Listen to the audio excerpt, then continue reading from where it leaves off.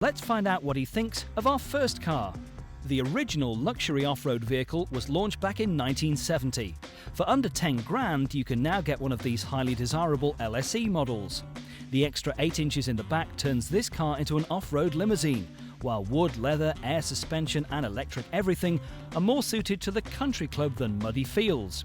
But what will Tom think of the Range Rover Vogue LSE? Well, Tom, this is the first car of the day for you, the Range Rover LSE. What do you think of it? Do you like the look and the shape of it, first of all? Yeah, it looks quite compact when you look at it from outside, but there's bags of room inside. It's huge, isn't it? It is, yeah. This is the stretch one, yeah. So they stuck in about an extra 5 or 6 inches in the back there. So it really is a true limousine in the back there. Yeah, and it's so high. You've got an excellent view of everything. It's great driving position, isn't it? Yeah, it handles like a brand new car. Yeah, it's superb handling. Very thirsty, 4.2 litre engine, V8. It's going to be about 12 to the gallon around town. That gives you a bit of a fright. Well, if you want a little bit of comfort, it's worth paying the price. It probably is, isn't it?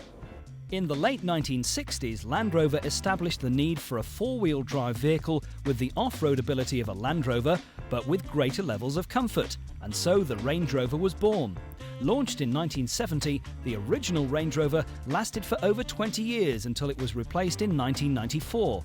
When the LSE was launched in 1992, it was the most technologically advanced Range Rover to date, with computer-controlled air suspension that lowered at speed for improved road holding, which was good as its 4.2 litre V8 engine produced over 200 brake horsepower and gave the car a top speed of 111 miles per hour.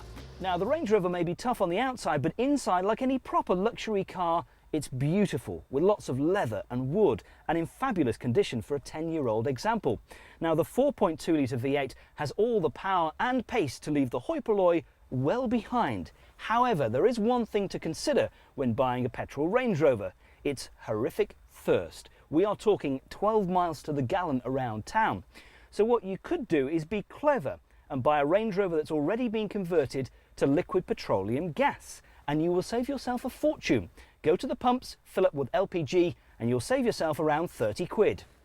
Now, the Range Rover is a vehicle that was continually developed and improved, and by the time that Land Rover built the LSE, which was basically a run-out for the first generation model, they finally figured out how to build and bolt these things together properly.